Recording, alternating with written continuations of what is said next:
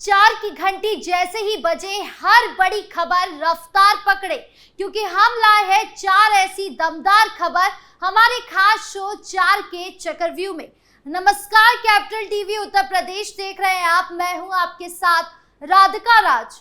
आज चार के चक्रव्यूह में सबसे पहले बात होगी सपा सांसद राम गोपाल यादव की। जानेंगे कि सांसद के घर पर ऐसा क्या हुआ कि उन्होंने योगी सरकार को चुनौती दे डाली। फिर बात होगी all India Muslim Personal Law Board की। जानेंगे ऐसा क्या हुआ कि बोर्ड की ओर से मुस्लिम समुदाय से अपील की गई है कि काली पट्टी पहनकर नमाज पढ़े। साथ ही बात होगी आप सांसद संजय सिंह की, जिन्होंने यूपी सीओ अनुज चौधरी को लेकर टिप्पणी की है। और आखिर में बात होगी मऊ की, जहां 2.5 लाख के इनामी बदमाश पर बड़ी कार्यवाही हुई है। जानेंगे पूरा मामला, तो चलिए शुरू करते हैं चार का चक्रव्यूह। पहली खबर सपा सांसद राम गोपाल यादव से जुड़ी है। दरअसल समाजवादी पार्टी के राज्यसभा सांसद रामजी लाल सुमन के राणा सांगा को लेकर दिए बयान के बाद जमकर हंगामा बवाल हुआ है। सपा सांसद रामजी लाल सुमन के आवास पर तोड़फोड़, पथराव और बवाल हुआ, जिसके बाद अब समाजवादी पार्टी के बड़े बड़े नेता सपा सांसद के आवास पर पहुंच रहे हैं। समाजवादी पार्टी के राष्ट्रीय महासचिव और वरिष्ठ नेता राम गोपाल यादव रामजी लाल सुमन के आवास पर पहुंचे। राम गोपाल यादव ने सपा सांसद रामजी लाल सुमन के परिवार से मुलाकात की और जानकारी ली। इस दौरान मीडिया से बात करते हुए राम गोपाल यादव ने कहा कि रामजी लाल सुमन के घर पर हमला एक सुनियोजित था, जिसकी जानकारी आगरा के बड़े अधिकारियों को थी। दुर्भाग्य की बात यह है कि मुख्यमंत्री यहां से कुछ दूरी पर एक कार्यक्रम कर रहे थे और प्रशासन को सख्ती करनी चाहिए थी, वो पुलिस द्वारा नहीं की गई। राम गोपाल यादव ने आगे कहा, हमलावर बुलडोजर के साथ लाठी डंडे तलवार लेकर आ रहे थे, बावजूद इसके उनको नहीं रोका गया। इससे क्या निष्कर्ष निकाला जाए? उनमें हमलावरों को शासन का पूरा सहयोग रहा और इतनी बड़ी संख्या में आने के बाद कोई गिरफ्तारी नहीं हुई। किसी को भी कोई हक नहीं है कि किसी पर भी हमला कर दे। संसद में सुमन जी ने जो कहा वो मामला संसद में निपटाना चाहिए था। संसद मामला उठ भी रहा है, आज भी उठ रहा है, लेकिन किसी भी परिवार पर हमला कोई कैसे कर सकता है? परिवार के साथ साथ पड़ोस के लोगों का नुकसान हुआ है, उनकी गाड़ियां तोड़ी गई है। इसके लिए यहाँ का प्रशासन पूरी तरह से जिम्मेदार है। समाजवादी पार्टी के राष्ट्रीय महासचिव राम गोपाल यादव ने आगे कहा कि इस मुद्दे को लेकर समाजवादी पार्टी पूरे उत्तर प्रदेश में ईद के बाद आंदोलन करने जा रही है। सामंतवादी मनोवृत्ति जो पनप रही है, रामजी लाल सुमन पर हमला हुआ है। अगर रामजी लाल सुमन दलित नहीं होते और उनकी जाति के होते तो क्या वो हमला करते? ये पूरे पीडीए और दलित समाज पर हमला है, जिसे समाजवादी पार्टी किसी कीमत पर बर्दाश्त नहीं करेगी और ईद के तत्काल बाद पूरे प्रदेश में आंदोलन करेगी। सांसद ने कहा कि अगर कार्यवाही नहीं हुई तो हम लोग पूरी शक्ति लगा देंगे, आंदोलन करेंगे और सरकार को कार्यवाही करने के लिए बाध्य कर देंगे। कार्यवाही के लिए सरकार मजबूर अगर नहीं होती तो पूरे प्रदेश में आंदोलन चलता रहेगा और प्रदेश के बाहर भी आंदोलन जा सकता है। अब आगे क्या कुछ होता है, ये देखने वाली बात होगी। बढ़ते अगली खबर की ओर, जहां बात All India Muslim Personal Law Board की। दरअसल माह रमजान में कड़े पहरों के बीच All India Muslim Personal Law Board यानी AIMPLB ने वक्फ संशोधन विधेयक के खिलाफ आम मुसलमानों से अलविदा जुम्मे के अवसर पर काली पट्टी बांधकर अपना विरोध दर्ज करने की अपील की है। बोर्ड अध्यक्ष मौलाना खालिद सैफुल्लाह रहमानी ने एक बयान में कहा कि शांतिपूर्ण विरोध प्रदर्शन करने का जो अधिकार संविधान में दिया गया है उसका इस्तेमाल किया जाना चाहिए। उन्होंने कहा कि जंतर मंतर और पटना में मुसलमानों के मजबूत विरोध ने कम से कम भाजपा के सहयोगियों को हिला दिया है।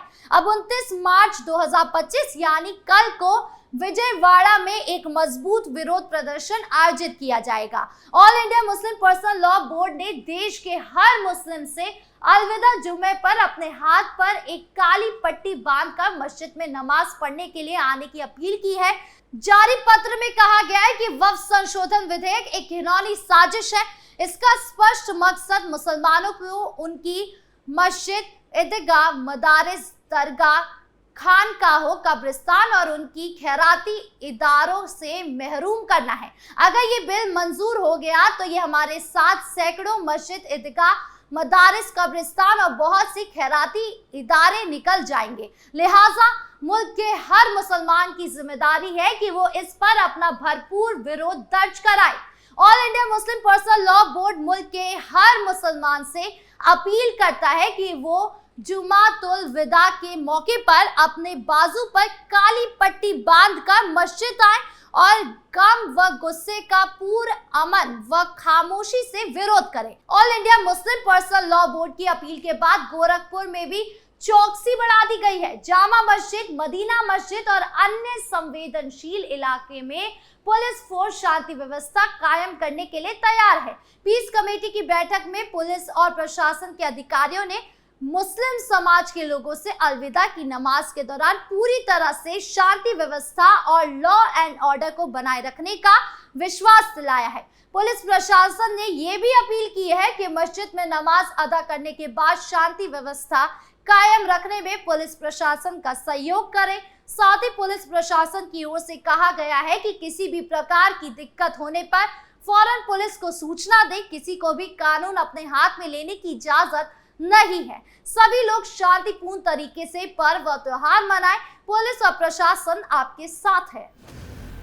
खबरों में आगे बढ़ते हैं, जहां बात आप सांसद संजय सिंह की।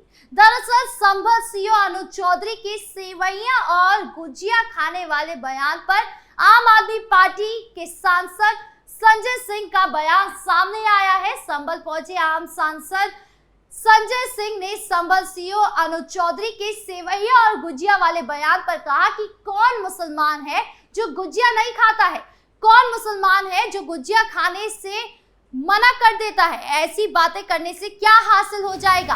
आप सांसद संजय सिंह ने कहा, अगर अनुज चौधरी की गुजिया नहीं खा रहे तो मुझे नहीं मालूम, 2-4 मुसलमान का नाम बता दे। उन्होंने कहा कि जिन्होंने गुजिया खाने को मना किया है उनमें नाम बताएं।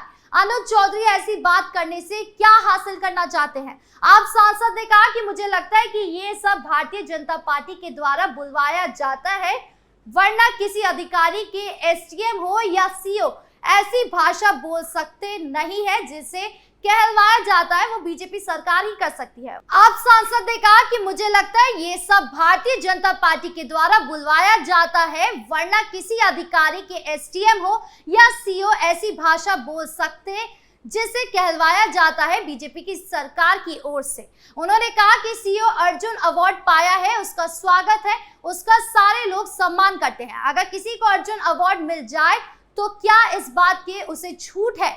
अर्जुन अवार्ड वाले को भी इस देश में कानून मुताबिक कानून की बात करनी पड़ेगी। अगर कोई सम्मानित व्यक्ति है तो उसको भी कानून के मुताबिक बात करना पड़ेगा। बता दें कि हाल ही में संभल सीओ अनुज चौधरी ने पीस कमेटी की मीटिंग में कहा था कि आप ईद की सेवैया खिलाना चाहते हो तो आपको गुजिया भी खानी पड़ेगी। जब एक पक्ष तो खाता है दूसरा नहीं खाता तो यहाँ भाईचारा खत्म हो जाता है। उन्होंने कहा था कि हमें नेतागिरी नहीं करनी है, मेरे बयान को गलत तरीके से पेश किया जाता है, हम यहाँ किसी का पक्ष लेने नहीं आए हैं, शांति कायम करने के लिए बोला। खबरों के अंत में अब बात मऊ की। दरअसल यूपी के मऊ सदर से लगातार 25 वर्षों तक विधायक रहे माफिया मुख्तार अंसारी को मरे हुए आज 1 वर्ष पूरे हो गए हैं।